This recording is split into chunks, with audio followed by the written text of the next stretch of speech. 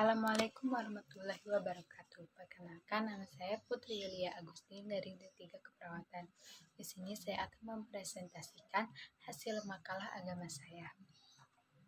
Yang pertama, ada apa itu agama menurut kepercayaan masing-masing. Agama Islam ataupun agama lain merupakan tongkat untuk petunjuk jalan bagi orang-orang yang buta akan nilai moral dan nilai norma-norma agama yang berlanjut di masyarakat. Dengan memiliki agama, seseorang akan selalu berada pada jalan kebaikan dan kebenaran yang dapat menguntungkan diri sendiri ataupun orang lain di dalam hidup bermasyarakatnya.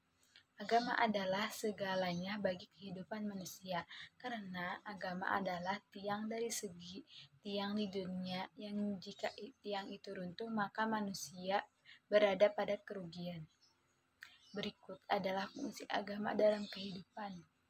Yang pertama ada sebagai sarana pendidikan, yang kedua ada sebagai sarana untuk keselamatan, yang ketiga ada sebagai jembatan perdamaian dunia, yang keempat ada sebagai alat untuk sosial, yang kelima ada sebagai jenjang hidup yang baru, yang keenam ada sebagai tempat untuk berinteraksi, yang ketujuh ada sebagai semangat kreativitas, yang kedelapan ada sebagai identitas diri, yang kesembilan ada agama juga bisa disebut sebagai ajaran teoritis, yang kesepuluh juga ada agama juga bisa disebut sebagai benteng kekuatan, yang kesebelas agama juga bisa disebut sebagai kebanggaan.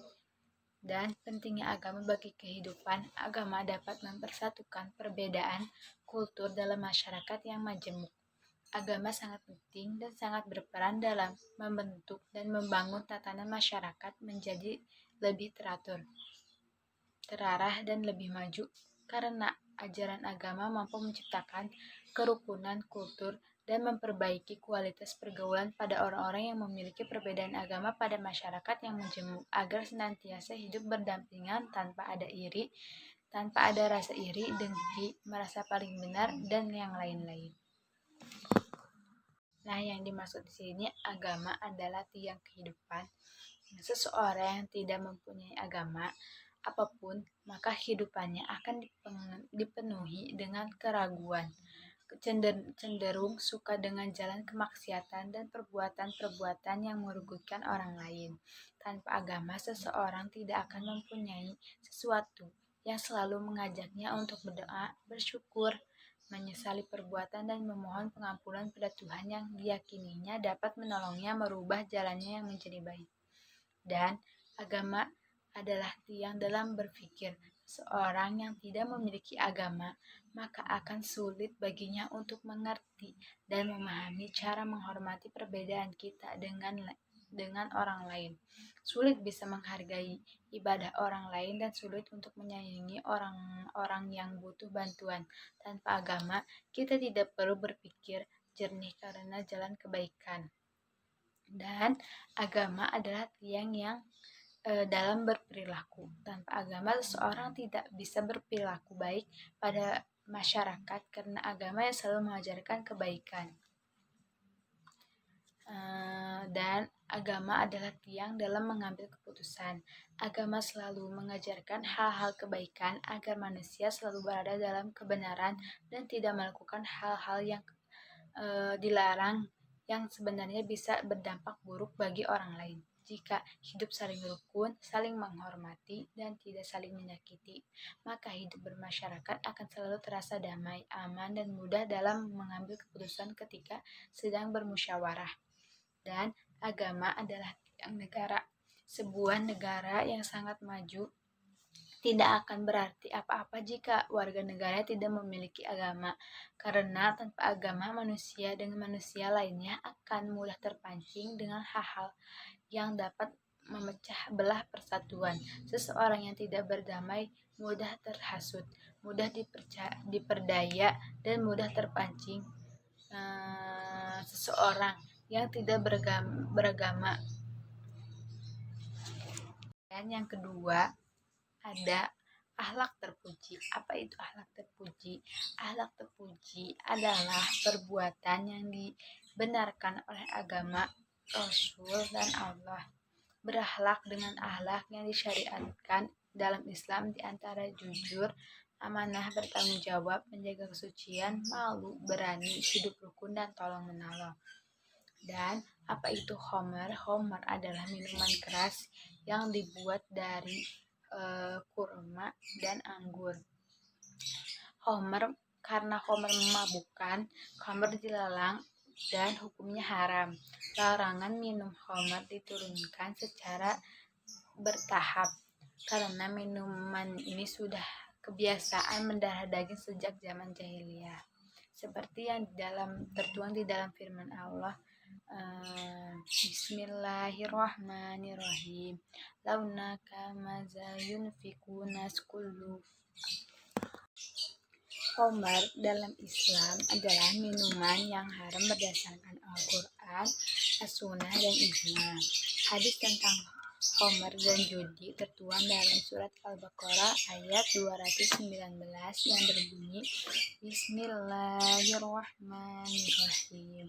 Yas'alunaka 'anil khamri wal maisir qul fihima itsmun kabirun wa manafi'u lin-nas wa ismuhuma akbaru min naf'iha wa yas'alunaka madza yunfiqun qulil afwa kadzalika yubayyinullahu lakumul ayati la'allakum yatafakkarun.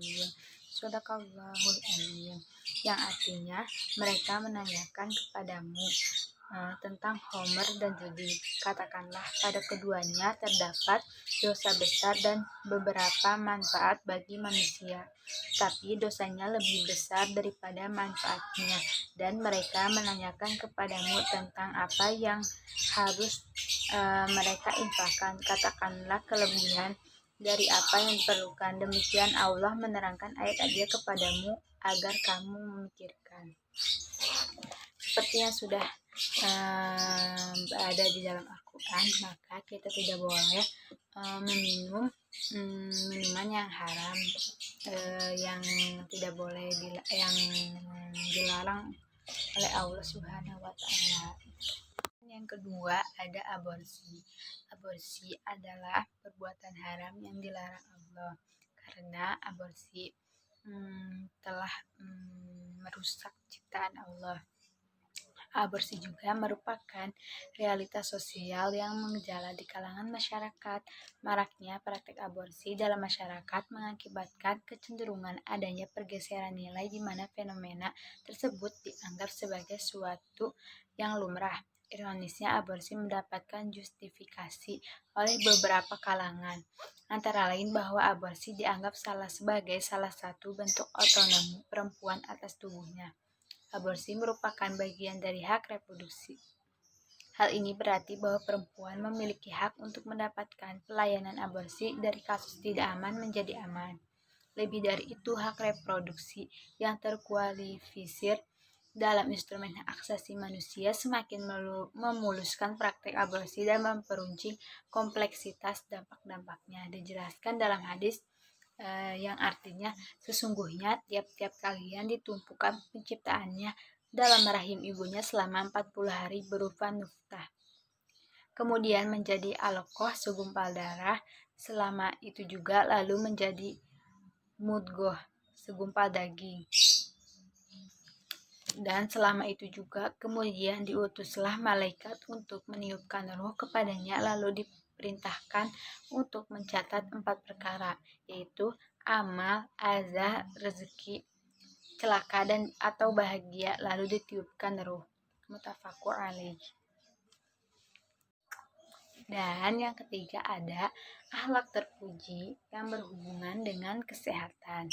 Kesehatan merupakan hal yang sangat penting bagi kehidupan manusia, karena dengan kondisi yang sehat manusia dapat beraktivitas, beribadah, dan melakukan berbagai hal lainnya. Tanpa kondisi yang sehat, manusia kehilangan daya untuk melakukan aktivitas serta menjalani kehidupan sebagaimana mestinya. Menjaga kesehatan dan yang berlandaskan agama merupakan solusi solusi terbaik untuk dapat mengatasi berbagai permasalahan kesehatan fisik bahkan jiwa dengan mengamalkan nilai-nilai agama dalam aktivitas kehidupan sehari-hari, karena di dalamnya agama terdapat relasi dalam menjaga kesehatan. Relasi agama dan kesehatan sains yaitu satu, adab makan dan minum.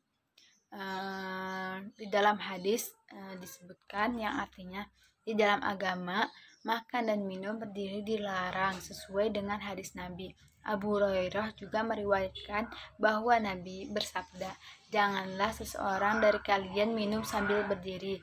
Siapa yang lupa maka hendaknya ia memuntahkannya lagi." Hadis riwayat Muslim. Dan juga yang kedua, jiwa yang tenang. Sebagai umat muslim, ketenangan jiwa adalah kembali kepada Allah. Islam mengajarkan banyak hal untuk manusia bisa meraih cara membuat hati ikhlas, tenang, dan hidup bahagia menurut Islam. Ibadah yang diperintahkan Allah bukan semata-mata untuk menunjukkan ketakwaan hamba kepada Rabb-Nya, namun adalah sebagai obat bagi kegelisahan batin dari segala hiruk-pikuk dunia. Di mana sebagai Allah berfirman dalam Al-Quran, yaitu yang artinya yaitu orang yang beriman dan hati mereka menjadi tentram dengan mengingat Allah. Ingatlah, hanya dengan mengingat Allah hati menjadi tentram. Quran surat Ar-Rod ayat 28. Yang ketiga, minum minuman keras. Islam melarang dengan keras segala jenis minuman beralkohol untuk dikonsumsi umat Islam sesuai sebagai firman Allah, "Hai orang-orang yang beriman, sesungguhnya meminum khamar, berjudi, berkorban untuk berhala, mengundi nasib dengan panah adalah termasuk perbuatan syaitan. Maka jauhilah perbuatan itu agar kamu dapat keberuntungan." Quran surat Al-Maidah ayat 90. Dan yang terakhir ada keluarga sejahtera. Apa itu keluarga sejahtera? Keluarga sejahtera dalam bahasa agama yang telah lama dikenal di masyarakat. Kita sering mendengar dan menyaksikan para kiai dan mubalik memberikan wejangan dalam acara-acara sosial keagamaan di masyarakat seperti acara pernikahan. Misalnya kita sering mendengar kata-kata keluarga sakinah. Keluarga sakinah adalah keluarga sakinah, yaitu dalam suatu keluarga yang terdiri dari pria dan wanita memiliki dalam satu ikatan zawaj atau pernikahan adalah tanda-tanda dari kekuasaannya. Antara pria dan wanita diciptakan oleh Allah untuk saling berpasang-pasangan melalui ikatan pernikahan.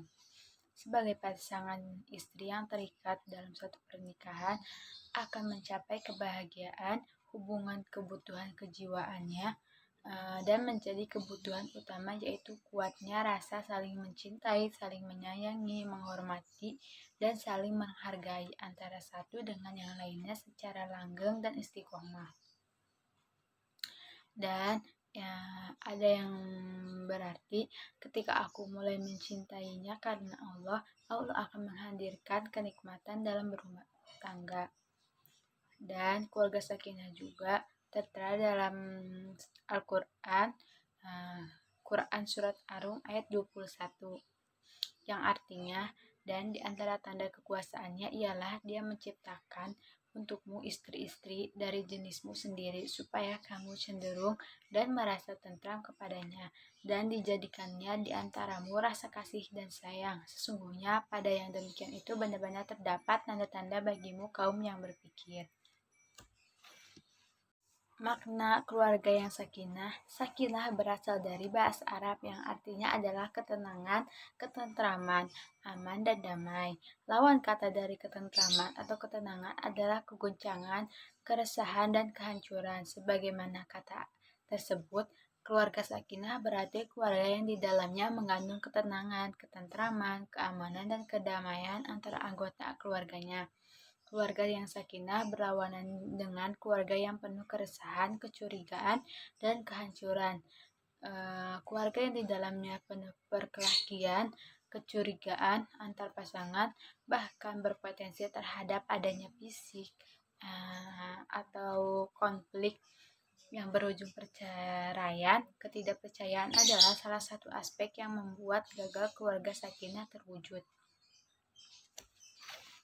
Keluarga mawadah ialah mawadah berasal dari bahasa Arab pula yang artinya adalah perasaan kasih sayang, cinta yang membara dan menggembu.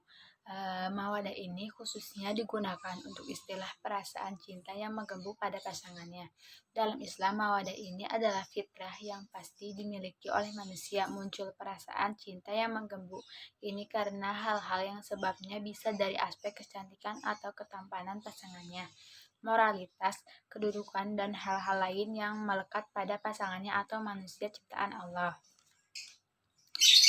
Kriteria calon makna keluarga yang rahmah. Kata rahmah berasal dari bahasa Arab yang artinya adalah ampunan, rahmat, rezeki, dan karunia. Rahmat terbesar tentu berasal dari Allah, yang diberikan pada keluarga yang terjaga rasa cinta, kasih sayang, dan juga kepercayaan. Keluarga yang rahmat tidak mungkin muncul hanya sekejap, melainkan muncul karena proses adanya saling membutuhkan, saling menutupi kekurangan, saling memahami dan memberikan pengertian.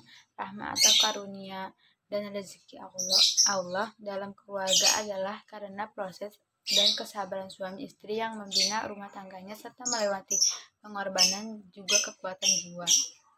Dengan prosesnya yang penuh kesabaran, karunia itu pun juga akan diberikan oleh Allah Subhanahu wa Ta'ala sebagai bentuk cinta tertinggi dalam keluarganya. Dan ada juga kematian dan kelahiran. Keyakinan orang beriman adanya kehidupan sesudah kematian menyebabkan dirinya selalu berada dalam metode standby menghadapi kematian. Berbeda, tidak seperti orang kafir yang selalu saja berusaha untuk menghindari kematian. Seperti di dalam Quran surat Al-Ankabut ayat 64, dan tiadalah kehidupan dunia ini melainkan senda gurau dan main-main, dan sesungguhnya akhirat itulah yang sebenarnya kehidupan kalau mereka mengetahui. Dan Nabi SAW bersabda, orang yang beriman meninggal dengan kening penuh keringat. Hadis riwayat Ahmad. Mungkin cukup sekian video dari saya, kurang lebihnya mohon dimaafkan. Wabillahi taufiq wal hidayah. Wassalamualaikum warahmatullahi wabarakatuh.